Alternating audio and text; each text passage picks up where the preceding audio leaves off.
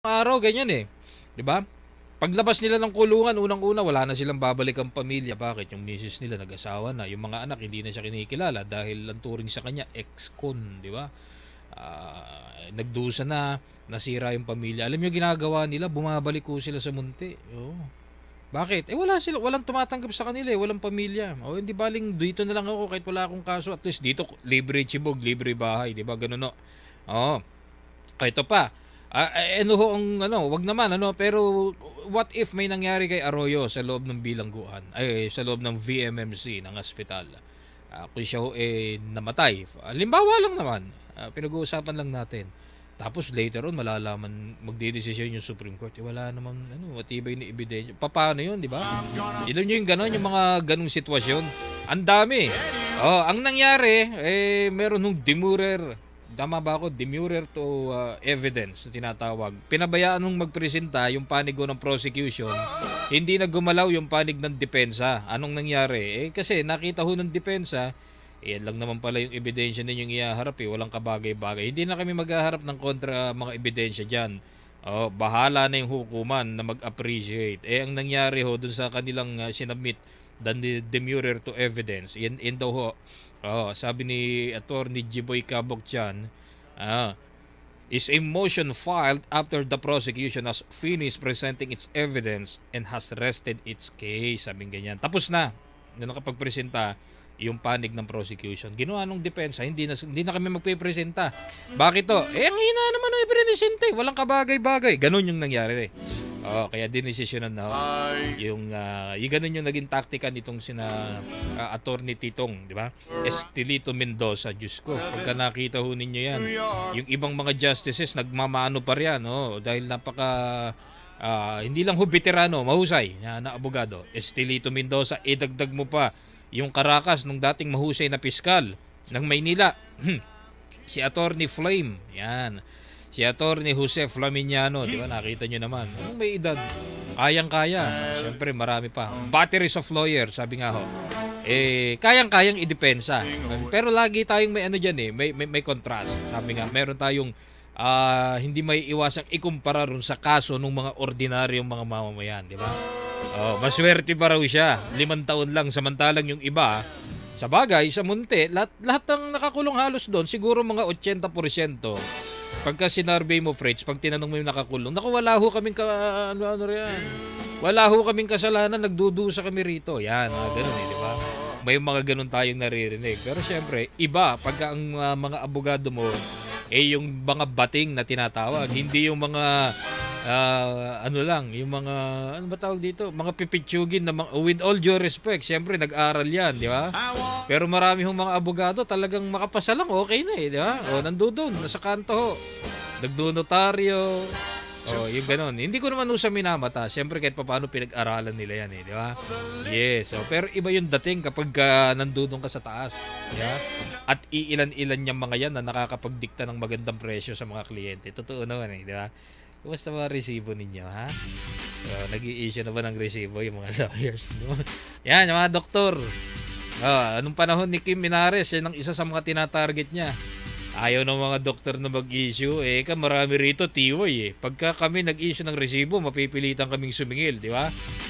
Ayaw na nila ng ganun. Tignan nga natin kung bubuhayin ito sa bagong administrasyon. 19 minutes after 9, dito pa rin sa Radyo Inquirer 990. Mamaya ho, ibabalikan natin yung VMMC kung ano ho yung mga balita riyan. Dahil nga ho rito sa pagkakaabsuelto kay Pangulong Gloria Macapagal Arroyo. Marami lang ang nakapansin kahapon. Doon sa mga patagong kuha sa mga TV. Mga kuha siguro ng cellphone. Lalo na nung nakaupo siya sa parang dining table. May kaharap siyang kumakain. Ang sigla, kuya. Saka walang brace, di ba? Kasi pag nakikita ho natin siya sa TV, yung mga file videos, hindi ko lang alam kung yosa na siya. Kasi binabanggit ni hindi siya pa rin yung congressman niya. Si Quezon na Representative Danny Suarez. Nung minsan nating makausap. Then, Diyos ko, kapag nakita mo, baka 90 pounds na lang si GMA. Ang liit-liit na niya, sabing ganyan. Nag-shrink yung katawan, talagang maaawa ka, sabing ganun. Pero yung nakita natin sa TV kahapon, iba Parang si Enrile, nung lumabas ng krame, di ba? Nung dinala sa Krami, di ba, inaakay ng dalawa, hindi makalakad. Pero nung lumabas, ang sigla eh. Di ba? Oh, parang ganun yung dating. O, hindi ko naman sa sinasabing walang sakit. Pero ang nakikita nga natin, iba. At marami ring nakapansin kahapon, may inabot yung aid niya na telepono. Kala ko ba bawal ang telepono sa VMMC, di ba? Eh, wala pa namang release order kahapon, di ba? Yung makakuha ng video. Pero may telepono. Saka yung lugar, di ba? Eh, sabi nila, ang ganda nung suite ang tawag eh, di ba? Presidential suite dyan sa VMMC. Natural pagandahin. Kung yung nga lugar ng mga preso, yung mga kubol sa loob ng munti, di ba ang gaganda? Meron nga jacuzzi, di ba? May recording studio. Ito pa kaya na pinagkulungan ninyo ng presidente, natural. Pagandahin din niya. Kung sino man yung papalit sa kanya, magpapasalamat. Hindi ko alam kung magkakasakit din si dating Vice President Binay o si dating Mayor Junjun at doon din sila pupwesto. O malay natin, baka si dating Pangulong Noynoy Aquino rin, di ba? Oo, kung sa dami ng kasong ipina-file kay Noynoy ngayon, baka may isang makalusot. Oo, at least maganda na yung paglalagyan sa kanya. Hindi ko alam kung ganun din yung magiging taktika, di ba? Oo, dahil ang sinasabi nga, weather lang yan, di ba? Ayun. Pero kahapon masigla. Maaliwalas yung mukha. Saka medyo mapula ang pisngi. Kasi doon sa nakikita nyo dati, ang putla. Ang putla. Sabi ko, siguro walang makeup. Yan. Saka wala siyang brace. Yung mga file photos natin is may brace siya. So yun po ang gagawin. Titignan natin kung siya ba uuwi ng La Vista. May mga nagsasabi rin baka biglang umuwi ng Lubao. Dahil namimiss na niya yung kanyang mga kabalin dun sa Segunda Distrito dun po sa Pampanga. Marami siyang pwedeng gawin. Pero isa raw ang tiyak. Ang sabi kahapon ni Atty. Jose Flaminiano, sa Lunes, sa July 25, ay dadalo ito si dating Pangulo at ngayon ay Congresswoman Gloria Macapagal Arroyo sa kauna-unahang State of the Nation Address. Ni Pangulong Digong Duterte. Yun po ang kanyang gustong makita sa mga oras na ito. Reaksyon tayo. Ang sabi ho ni FBR, salamat, at least wala nang nakakulong na presidente. Sana wag naman ako ang isunod. Joke lang, sabi rin niyang ganyan doon sa isang interview sa radio. Iyon. Speaking of FBR, ang binabanggit ni dating Pangulong Fidel Ramos, kumonsulta raw ho siya sa kanyang doktor. Dahil 'di ba kinukuha ho siya ni President Digong na maging lead envoy doon po sa makikipag-usap sa China. Mukhang ganoon ang direksyon ngayon ng Duterte administration, yung tinatawag na bilateral talk between the Philippines and of course ng PROC, People's Republic of China. Hindi ko lang alam kung iyon kakagatin or papatulan ni FBR, pero hindi naman daw siya hindi naman daw talagang sinabing no pwede, walang ganon. Ang binabanggit lang daw niya kinakailangan yung kumonsulta sa kanyang doktor. Kasi ang edad ni FBR, ilang taon na ba siya? Mga 80, 85? Di ba? Hindi alam niyo yung stress na pagdadaanan ng trabaho niya. Tapos yung makakausap mo, Fritz, hindi kayo nagkakaintindihan, may interpreter lang. Di ba? Malay mo magkamali pa yung interpreter. Naku, mabubulil yan. Yun di ba? Yun yung pinagdadaanan. And of course, yung nga, yung kanyang edad na dapat din i-considera. Pagka ikaw ay mga tumutungtong na ngayon ng mga 60, medyo na yan di ba? Medyo marami ka nang iniinom na pang-maintain. Kumbaga sa kotse, nadadalas na ang change oil. Yan, saka yung pagpapalit ng spark plug, parang ganun. Sa tao naman, syempre, medyo nagkakarga na kayo ng mga supplements, pagkaganyan. Maliban na lamang yung mga ibang kakilala natin na hanggang ngayon talagang batak na batak sa trabaho. Depende, di ba? Lifestyle. Diba? Yun po ang titignan natin dito kay FBR. Pero sa kanya, sabi niya, sana naman, ayun na, enjoy daw ni GMA yung kanyang kalayaan. Ilan yan sa mga reaksyon. Siyempre, mamaya, didirekta tayo dyan sa mga involved dito nga sa kasong ito. Medyo mahirap nang i-apila yan. Acquittal Sinasabing ganyan. Papasok yung tinatawag na double jeopardy kung sakasakali. Kaya nga naghahanap tayo ng abogado Yung tunay na abogado hindi yung nagpapanggap na abogado lang para dito sa issue ito. Pagpabuenas muna tayo. Dumaan ako pieces ng kanina dyan sa May Lasal. Dito ko yung Karatula. Yan. 227 million, Fritz, yung 655. 227. Walang nakakuha nung nakaraan. Sige, tignan muna natin yung Lotto draw kahapon.